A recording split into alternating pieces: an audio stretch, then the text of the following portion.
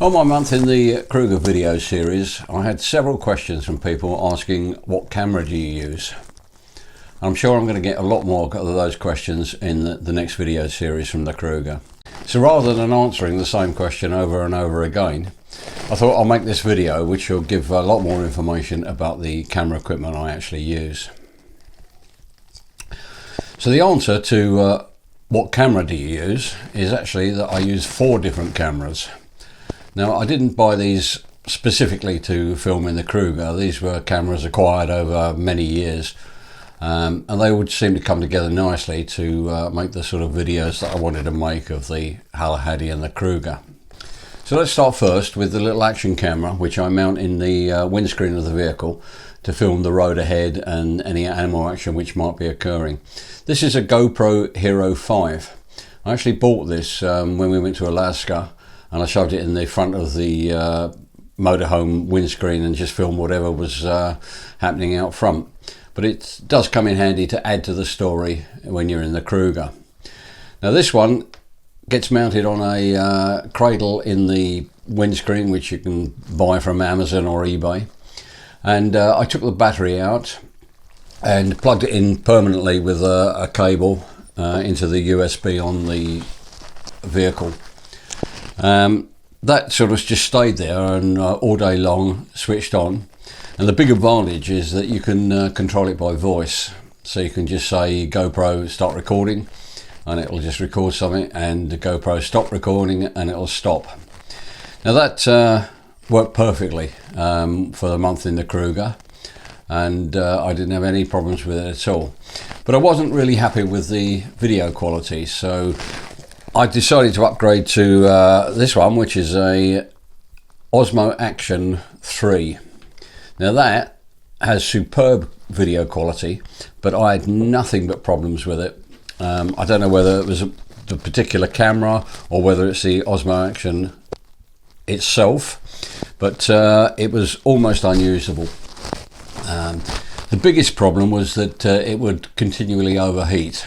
Now it's supposed to work with temperatures up to 45 degrees Celsius, but whenever it got in the sunshine for more than 10 minutes it would overheat and cut out. So I ended up really not using that as much as I'd like to. Now as I say, I don't know whether that's a specific camera or whether all the Osmo Actions do that, but it was a real pain to use. Another problem was that it's not that responsive to voice controls. And it works in the same way as a GoPro. You can just say start recording, stop recording, but 90% of the time it never heard the command, so I ended up having to shout at the top of my voice for it to start recording. And of course by then whatever action you wanted was probably gone. So that was a disappointment, although it is a great camera. I've changed it now. I got my money back from Amazon and got another copy. So maybe I just had a faulty unit, but the only way I'll be able to tell is to go back to the Kruger and film again. Now that's a hardship, isn't it?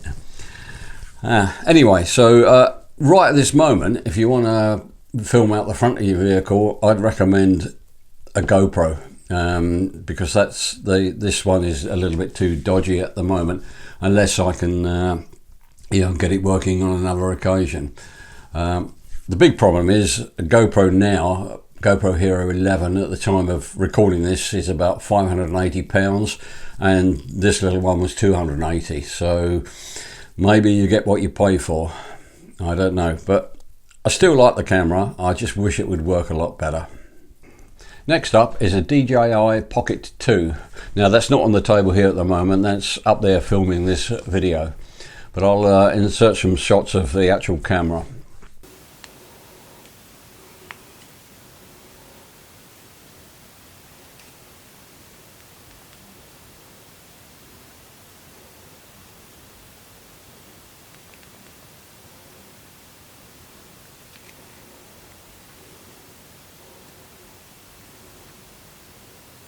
Now that is a brilliant piece of kit. Again, I didn't buy that specifically for the Kruger. I bought that for filming sort of walks that I go on, sort of vlogging style.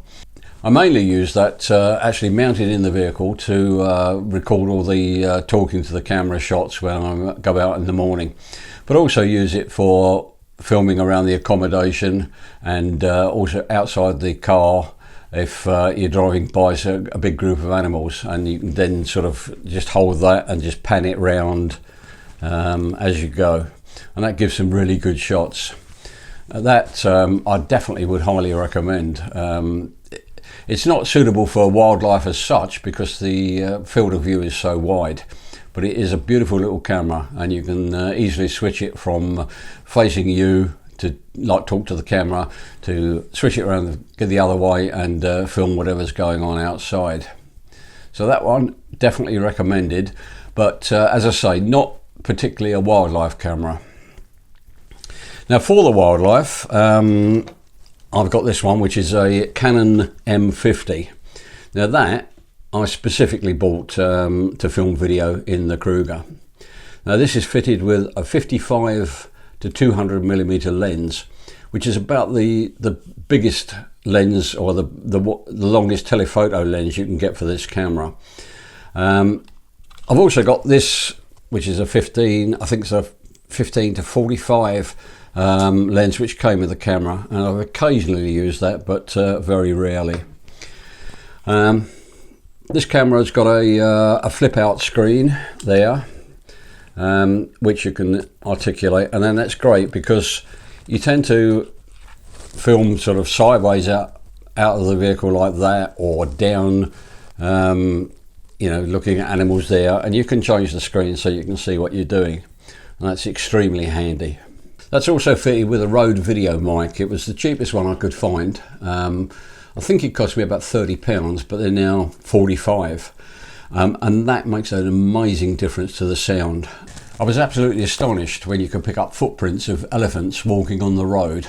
I really didn't think that would be possible. And of course you get all the bird song and other sounds going on. It does require quite a lot of fiddling about with in post-process, because you also pick up engine noises, cars going by, the wind, etc.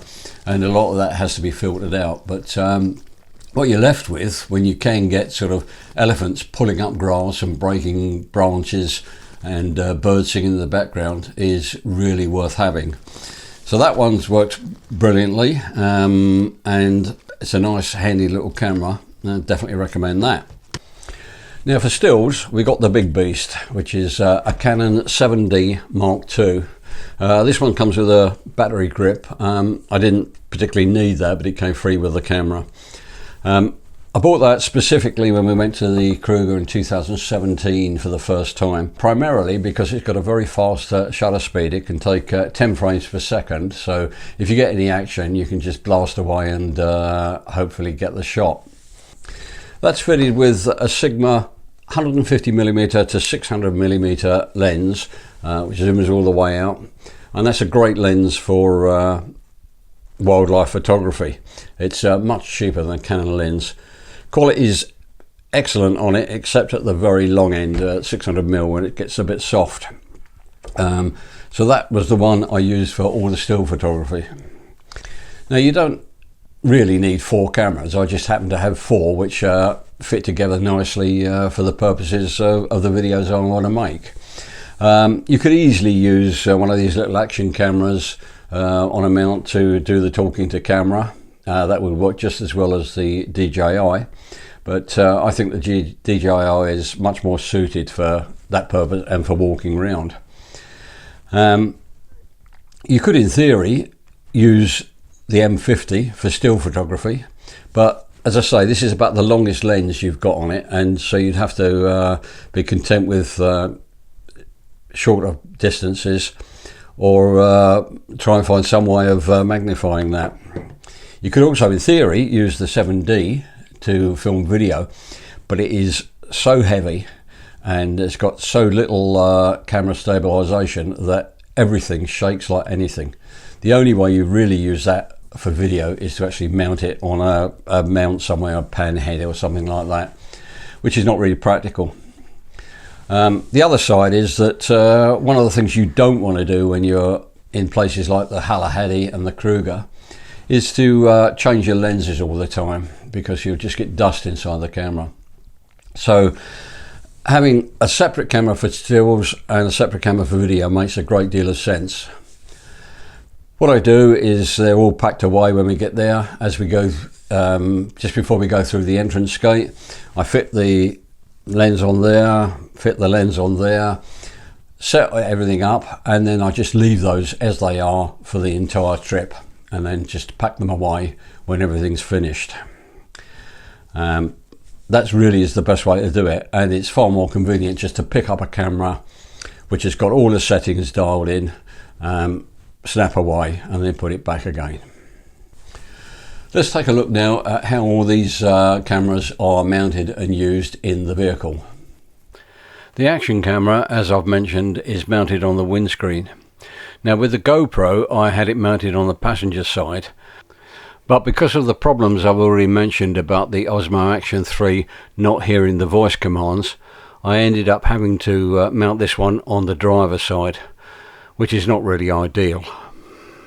The DJI Pocket 2 I have mounted in a cradle on the navigation display of the vehicle. I never use the navigation display, so that's the ideal place to put it. In that position I can talk to the camera with it in the cradle, but easily lift it out and film anything outside the window, so that's very, very handy. The video camera and the stills camera are kept in a camera bag on the passenger seat, so that I can always have immediate access to them. Now let's take a look at one other item which I've always taken with me in the past, which is a bean bag. Now I take that empty and fill it up with rice or whatever when we get to the Kruger, and that's normally just thrown in the passenger footwell until it's taken out and I need it for photography. Now I've always used that in the past prior to taking video, but I'm not sure whether I'm going to bother in future, because on the last trip I used it hardly at all.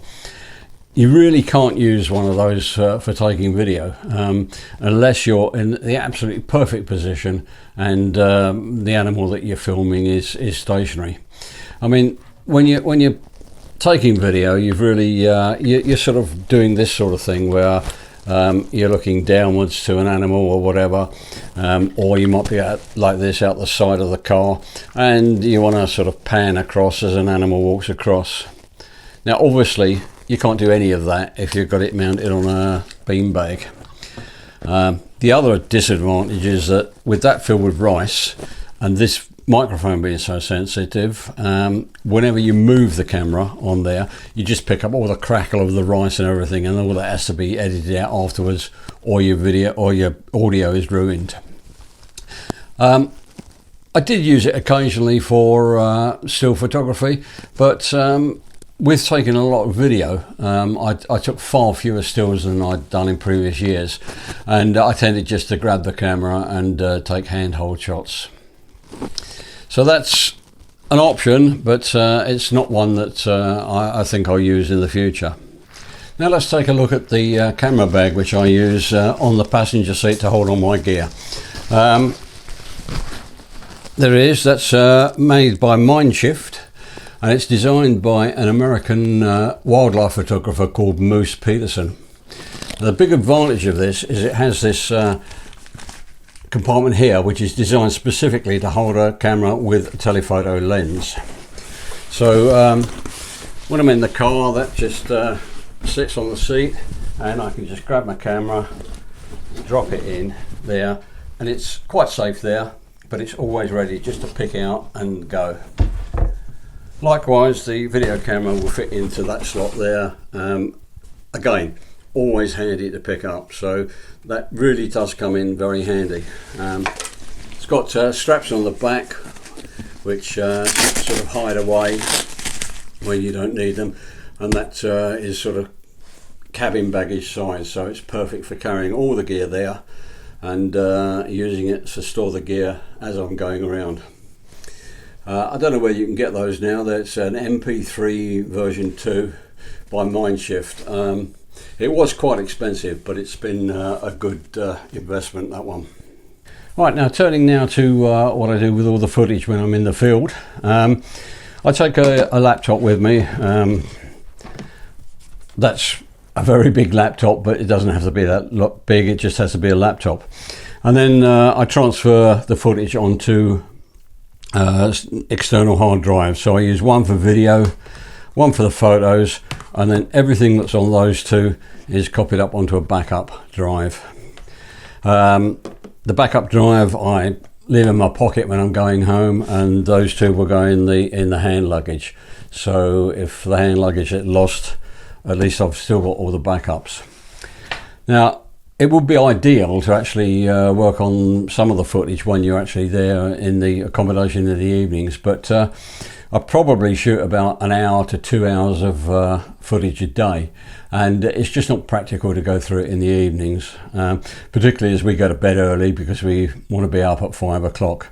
So I don't really look at any of the footage while we're there. It just gets downloaded to my computer when we get home, and I work from there.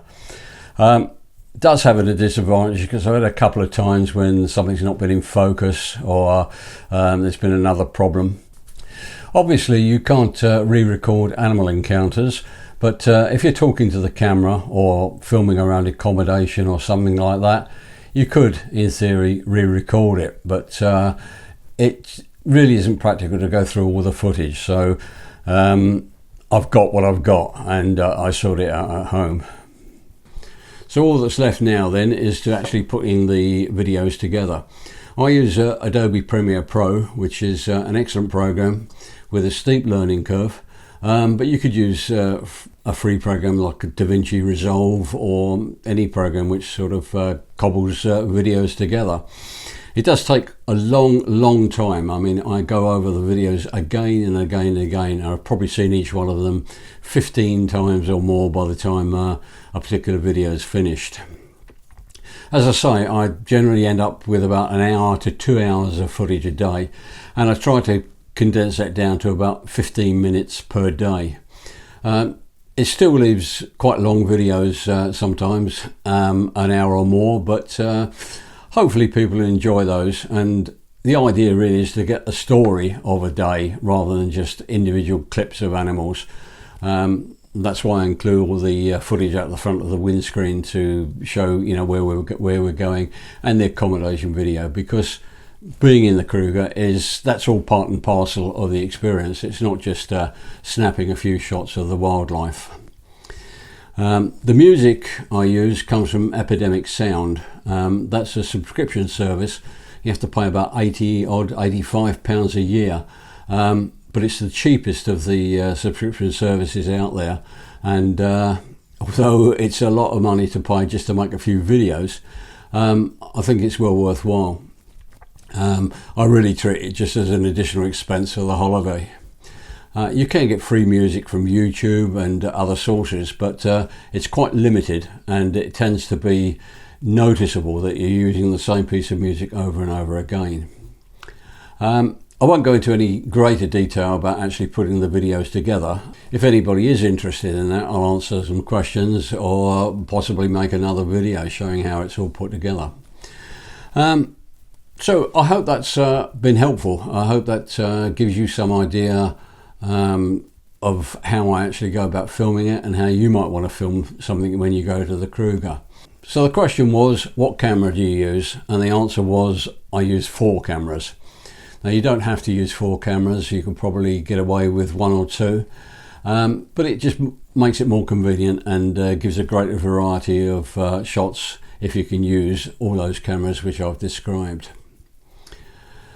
Hope that's been helpful, and don't forget, we've got a month in the Kruger series already published, plus a Kgalagadi, and coming soon will be another Kgalagadi series and another Kruger series.